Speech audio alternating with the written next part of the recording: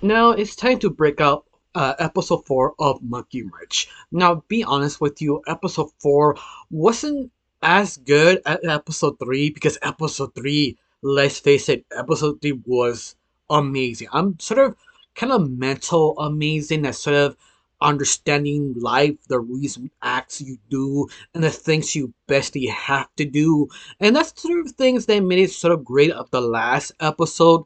Episode 4 decided to go a complete direction. In fact, episode 4, best way to describe it is sort of just basically dumping more information about the two main characters, Sanchez and Brown, understanding who they are, who used to be, and the reason why they kind of work together in a way. Because they don't really explain why, they should have sort of show why, if that makes sense. Because it's all about both buddies actually trying to wait to this sort of kind of incident happens in a sort of space. They're trying to figure out, okay, we can't basically wait here. We need to do something. And Sanchez sort of kind of recommends, not recommends, he quite literally parks in the casino saying, hey, we could waste time here. But the only problem is, because Sanchez has one major problem. He is addicted to gambling. And this is sort of a really bad idea. This one, why Brown says, no, no, no, we have to stay here. You don't have no self control. And Sanchez says, I do. Just give me a chance. Let me show you. And this is the point the whole episode sort of analyze their relationship, analyze what they are, whom used to be, but it never really tells you outgoing. Doesn't tell you, let me tell you a story. Or some guy reappears, tell the backstory of a specific character. No, no, no. Everything here, it just sort of kind of explains everything by just conversation. They don't do info dump. They just leak little moments here there to fully grasp who they used to be and what they actually coming from. And that just sort of very interesting. Yeah, I think this is the reason why I felt this episode 4 wasn't as great, but yet still a very entertaining. It also helps you sort of understand their relationship a little bit more. Before I keep breaking down, my name is Rachel. I like to talk about animation, not just animation, reviews, first impressions, cartoon theories, and sometimes, if I have some spare time, cartoon breaking news. Of course, you like how it's going and like to help my channel, put a like, comment, and subscribe. That's the only thing you need to do. If not, that's cool. If you do, thank you. Because of you, I'm getting close to my main goal of 2,000 subscribers. And yes, I've been getting close every single day thanks to people like you. People who like, comment, and share. Thank you. Now let's continue of the breaking down of episode 4 of Monkey Wrench.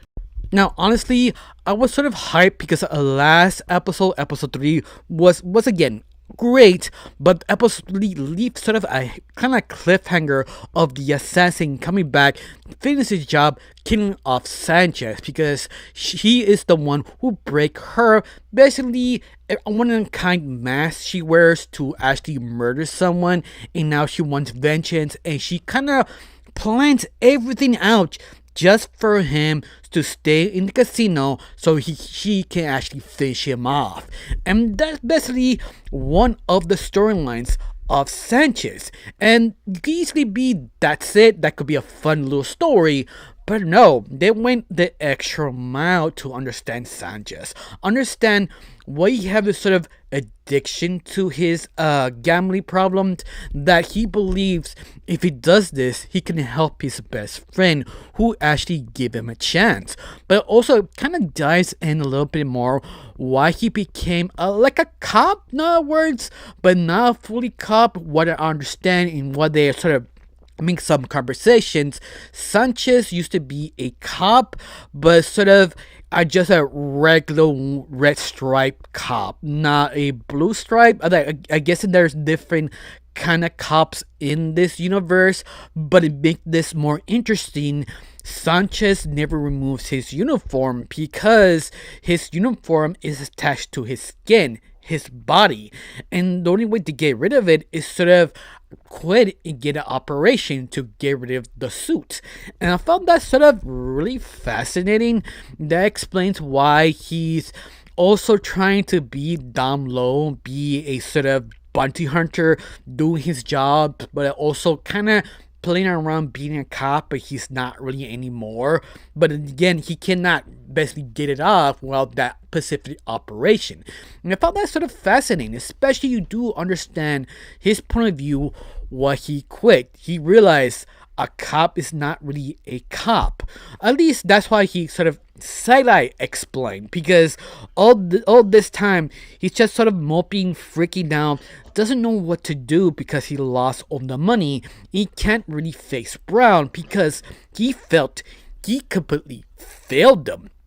But how Brown usually says, he knows he's not a bad person. He knows Sanchez always tries to do better.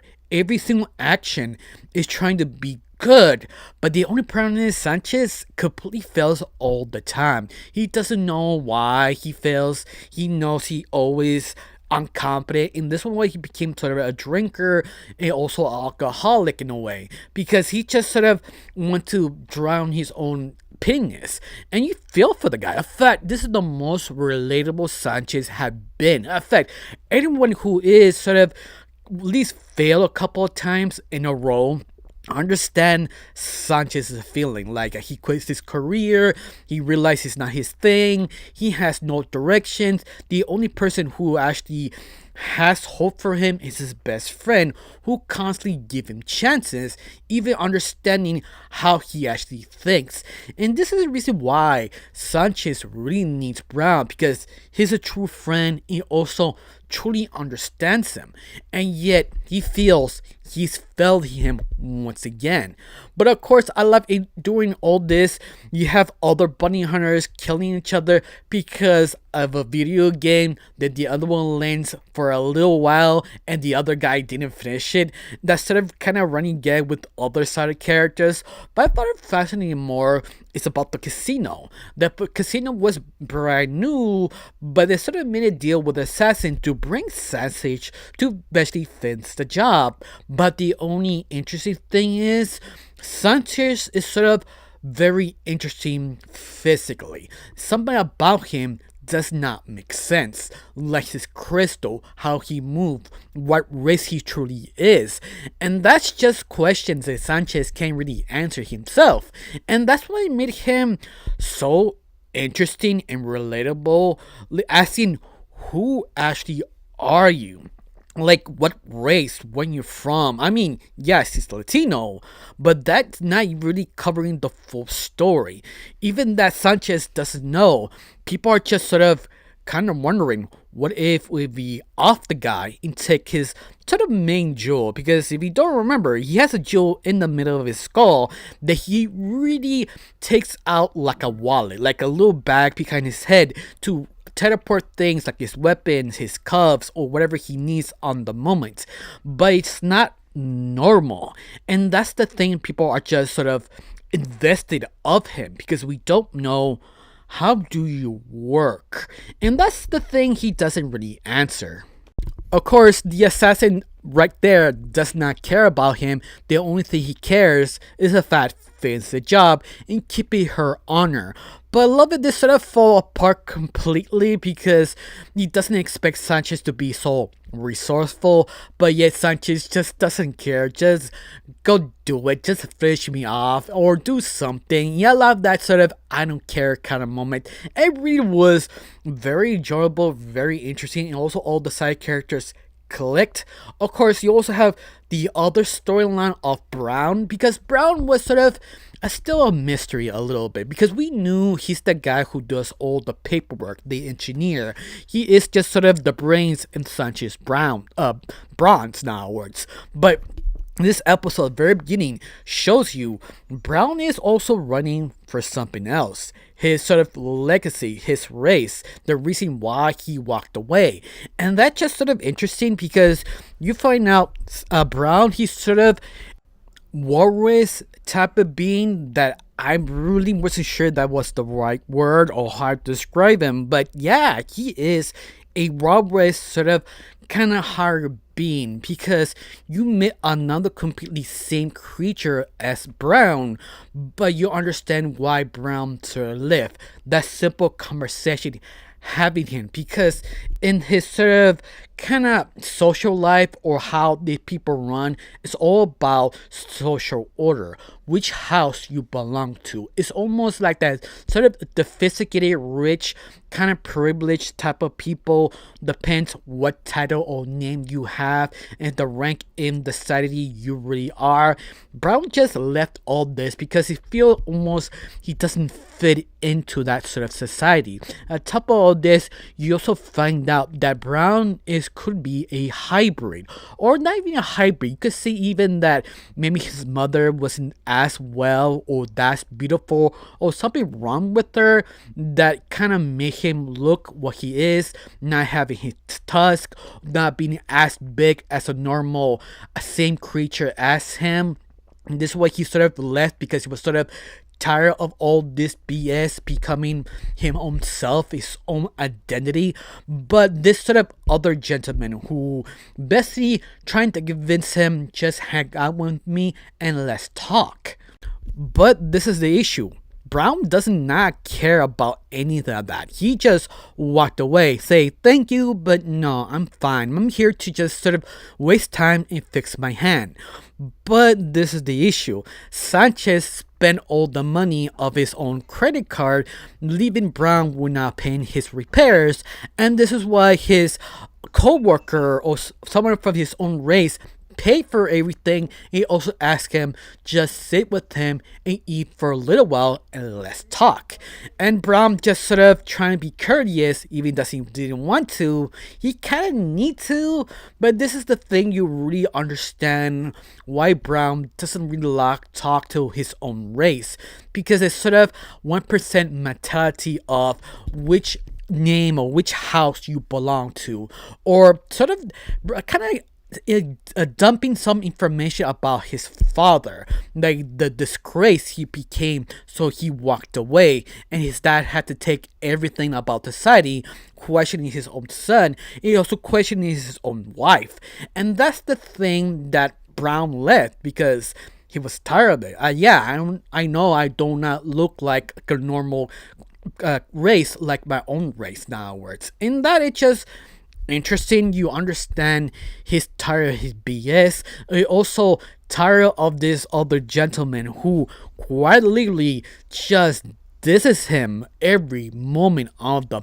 point. He was just sitting down eating, then he just waiting to just finish so he could walk away, because you just hear him just basically roasting him not stop about his own clan, his house, his father, his mother.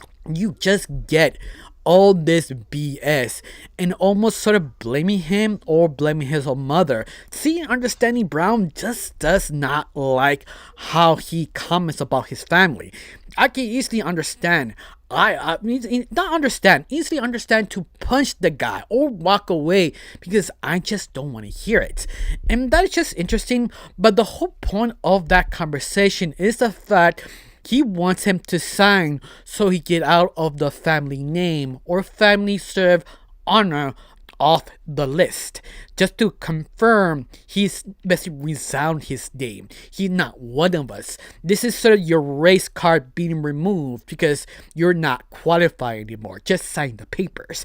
And that itself just pisses me off. I'm just like, F you, bro. I'm not doing nothing because I chose to do nothing. I just rubbing the wrong way. You fully understand why Brown just left. But it also explains so much his relationship with Sanchez. Because Sanchez, he understands completely. He doesn't look away. He is completely incompetent, but everything decision he made, he did it with earnest. He tries to be good. He understands he has issues. He is still working on them.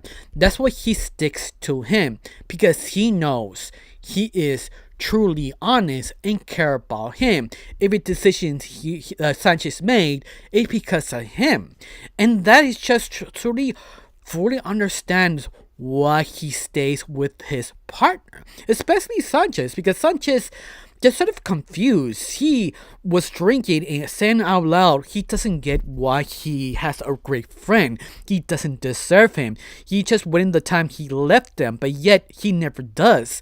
That's why he have to do better. You get the relationship, you get the reason why they stay, and that's just fascinating. Also, I found fascinating the two stories collide because Brown took down his own friend one on one because he got tired of all the BS throwing his family, and the fight sort of crossed Sanchez's area where he sort of started being tortured by the assassin, and sort of giving enough chance to Sanchez to escape because of this sort of distraction of the moment.